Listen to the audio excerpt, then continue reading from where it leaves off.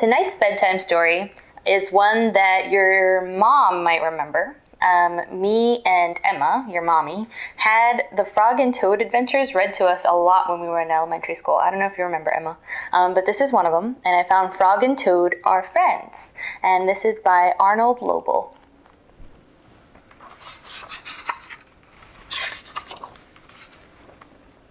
This chapter is called Spring. Frog ran up the path to Toad's house. He knocked on the front door. "Toad, Toad," shouted Frog. "Wake up! It's spring!" "Blah," said the voice from inside the house. "Toad, Toad," cried Frog. "The sun is shining. The snow is melting. Wake up!" "I'm not here," said the voice. Frog walked into the house. It was dark. All the shutters were closed. "Toad, where are you?" called Frog. "Go away," said the voice from a corner of the room. Toad was lying in bed. He had pulled all the covers over his head. Frog pushed Toad out of bed. He pushed him out of the house and onto the front porch. Toad blinked in the bright sun. "Help," said Toad. "I cannot see anything." "Don't be silly," said Frog. "What you see is the clear, warm light of April, and it means that we can begin a whole new year together, Toad." "Think of it," said Frog. "We will skip through the meadows and run through the woods and swim in the river. In the evenings, we will sit right here on this front porch and count the stars." "You can count them, Frog," said Toad. "I will be too tired. I'm going back to bed." Toad went back into the house. He got into the bed and pulled the covers over his head again. "But Toad," cried Frog, "you will miss all the fun." "Listen, Frog," said Toad. "How long have I been asleep?" "You have been asleep since November," said Frog. "Well then," said Toad, "a little more sleep will not hurt me. Come back again and wake me up at about 1/2 May. Good night, Frog." "But Toad," said Frog, "I will be lonely until then." Toad did not answer. He had fallen asleep. Frog looked at Toad's calendar. The November page was still on the top. Frog tore off the November page. He tore off the December page, and the January page, the February page, and the March page. He came to the April page. Frog tore off the April page too. Then Frog ran back to Toad's bed. "Toad, Toad, wake up! It is May now." "What?" said Toad. "Can it be May so soon?" "Yes," said Frog. "Look at your calendar." Toad looked at the calendar. The May page was on top. "Why, it is May," said Toad as he climbed out of bed. Then he and Frog ran outside to see how the world was looking in the spring. This chapter is called The Story. One day in the summer, Frog was not feeling well. Toad said, "Frog, you are looking quite green." "But I always look green," said Frog. "I am a frog." "Today you look very green, even for a frog," said Toad. "Get into my bed and rest." Toad made Frog a cup of hot tea. Frog drank the tea, and then he said, "Tell me a story while I am resting." "All right," said Toad. "Let me think of a story to tell you." Toad thought and thought, but he could not think of a story to tell Frog. "I will go out on the front porch and walk up and down," said Toad. "Perhaps that will help me think of a story." Toad walked up and down on the porch for a long time, but he could not think of a story to tell Frog. Then Toad went into the house and stood on his head. "Why are you standing on your head?" asked Frog. "I hope that if I stand on my head, It will help me think of a story, said Toad. Toad stood on his head for a long time, but he could not think of a story to tell Frog. Then Toad poured a glass of water over his head. Why are you pouring water over your head? Asked Frog. I hope that if I pour water over my head, it will help me think of a story, said Toad. Toad poured many glasses of water over his head, but he could not think of a story to tell Frog. Then Toad began to bang his head against the wall. Why are you banging your head against the wall? Asked Frog. I'd hope that if I bang my head against the wall hard enough, it will help me think of a story, said Toad. I'm feeling much better now, Toad, said Frog. I do not think I need a story anymore. Then you get out of bed and let me get into it, said Toad, because now I feel terrible. Frog said, Would you like me to tell you a story, Toad? Yes, said Toad, if you know one. Once upon a time, said Frog, there were two good friends, a frog and a toad. The frog was not feeling well. He asked his friend the toad to tell him a story. The toad could not think of a story. He walked up and down on the porch, but he could not think of a story. He stood on his head, but he could not think of a story. He poured water over his head, but he could not think of a story. He banged his head against the wall, but he still could not think of a story. Then the toad did not feel so well, and the frog was feeling better. So the toad went to bed, and the frog got up and told him a story. The end. How was that, Toad? Said Frog. But Toad did not answer. He had fallen asleep. This chapter is called A Lost Button. Toad and Frog went for a long walk. They walked across a large meadow. They walked in the woods. They walked along the river. At last, they went back home to Toad's house. Oh, drat, said Toad. Not only do my feet hurt, but I have lost one of the buttons on my jacket. Don't worry, said Frog. We will go back to all the places where we walked. We will soon find your button. They walked back to the large meadow. They began to look for the button in the tall grass.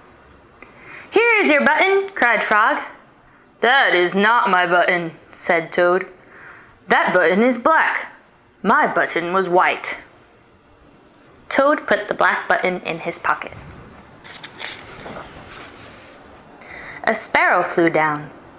Excuse me, said the sparrow. Did you lose a button? I found one. That is not my button, said Toad. That button has 2 holes. My button had 4 holes. Toad put the button with 2 holes in his pocket. They went back to the woods and looked on the dark paths.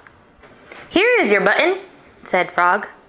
That is not my button, cried Toad. That button is small. My button was big. Toad put the small button in his pocket. A raccoon came out from behind a tree. I heard that you were looking for a button, he said. Here is one that I just found. That is not my button, wailed Toad. That button is square. My button was round. Toad put the square button in his pocket. Frog and Toad went back to the river. They looked for the button in the mud. Here is your button, said Frog. That is not my button, shouted Toad. That button is thin. My button was thick. Toad put the thin button in his pocket. He was very angry. He jumped up and down and screamed. The whole world is covered with buttons, and not one of them is mine. Toad ran home and slammed the door. There, on the floor, he saw his white, 4-holed, big, round, thick button. "Oh," said Toad. "It was here all the time. What a lot of trouble I have made for Frog." Toad took all the buttons out of his pocket. He took his sewing box down from the shelf. Toad sewed the buttons all over his jacket. The next day, Toad gave his jacket to Frog. Frog thought it was beautiful. He put it on and jumped for joy. None of the buttons fell off. Toad had sewed them on very well. This chapter is called A Swim. Toad and Frog went down to the river. "What a day for a swim," said Frog. "Yes," said Toad. "I will go behind these rocks and put on my bathing suit." "I don't wear a bathing suit," said Frog. "Well, I do," said Toad. "After I put on my bathing suit, you must not look at me until I get into the water." "Why not?" asked Frog. "Because I look funny in my bathing suit. That is why," said Toad. Frog closed his eyes when Toad came out from behind the rocks. Toad was wearing his bathing suit. "Don't peek," he said. Frog and Toad jumped into the water. They swam all afternoon. Frog swam fast and made big splashes. Toad swam slowly and made smaller splashes. A turtle came along the riverbank. "Frog, tell that turtle to go away," said Toad. "I do not want him to see me in my bathing suit when I come out of the river." Frog swam over to the turtle. "Turtle," said Frog, "you will have to go away." "Why should I?" asked the turtle. "Because Toad thinks that he looks funny in his bathing suit, and he does not want you to see him," said Frog. Some lizards were sitting nearby. "Does Toad really look funny in his bathing suit?" they asked.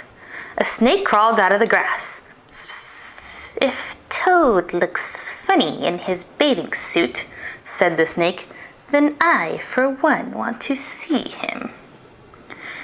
"We want to see him too," said two dragonflies. "Me too," said a field mouse. "I have not seen anything funny in a long time." Frog swam back to Toad. "I'm sorry, Toad," he said. "Everyone wants to see how you will look." "Then I will stay right here until they go away," said Toad. The turtle and the lizards and the snake and the dragonflies and the field mouse all sat on the riverbank. They waited for Toad to come out of the water. "Please," cried Frog, "please go away." But no one went away. Toad was getting colder and colder. He was beginning to shiver and sneeze. "I will have to come out of the water," said Toad. "I am catching a cold." Toad climbed out of the river. The water dripped out of his bathing suit and down onto his feet. The turtle laughed. The lizards laughed. The snake laughed. The field mouse laughed. And Frog laughed. "What are you laughing at, Frog?" said Toad. "I am laughing at you, Toad," said Frog, "because you do look funny in your bathing suit." "Of course I do," said Toad. Then he picked up his clothes and went home. This chapter is called The Letter. Toad was sitting on his front porch. Frog came along and said, "What is the matter, Toad? You are looking sad."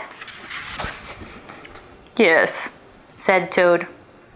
"This is my sad time of day. It is the time when I wait for the mail to come. It always makes me very unhappy." "Why is that?" asked Frog. "Because I never get any mail," said Toad. "Not ever?" asked Frog. "No, never," said Toad. "No one has ever sent me a letter. Every day my mailbox is empty. That is why waiting for the mail is a sad time of day for me." Frog and Toad sat on the porch, feeling sad together. Then Frog said, "I have to go home now, Toad. There is something that I must do." Frog hurried home. He found a pencil and a piece of paper. He wrote on the paper. He put the paper in an envelope. On the envelope he wrote, "A letter for Toad." Frog ran out of his house. He saw a snail that he knew. "Snail," said Frog, "please take this letter to Toad's house and put it in his mailbox." "Sure," said the snail, "right away." Then Frog ran back to Toad's house. Toad was in bed, taking a nap. "Toad," said Frog, "I think you should get up and wait for the mail some more." "No," said Toad, "I am tired of waiting for the mail." Frog looked out the window at Toad's mailbox. The snail was not there yet. "Toad," said Frog, "you never know when someone may send you a letter." "No, no," said Toad, "I do not think anyone will ever send me a letter." Frog looked out the window. The snail was not there yet. "But Toad," said Frog, "someone may send you a letter today." "Don't be silly," said Toad. "No one has ever sent me a letter before, and no one will send me a letter today." Frog looked out the window. The snail was still not there. "Frog, why do you keep looking out the window?" asked Toad. "Because now I am waiting for the mail," said Frog. "But there will not be any," said Toad. "Oh, yes, there will," said Frog, "because I have sent you a letter." "You have?" said Toad. "What did you write in the letter?" Frog said, "I wrote, 'Dear Toad, I am glad that you are my best friend. Your best friend, Frog.'" "Oh," said Toad, "that makes a very good letter." Then Frog and Toad went out onto the front porch to wait for the mail. They sat there, feeling happy together. Frog and Toad waited a long time. 4 days later, the snail got to the Toad's house and gave him the letter from Frog. Toad was very pleased to have it. The end.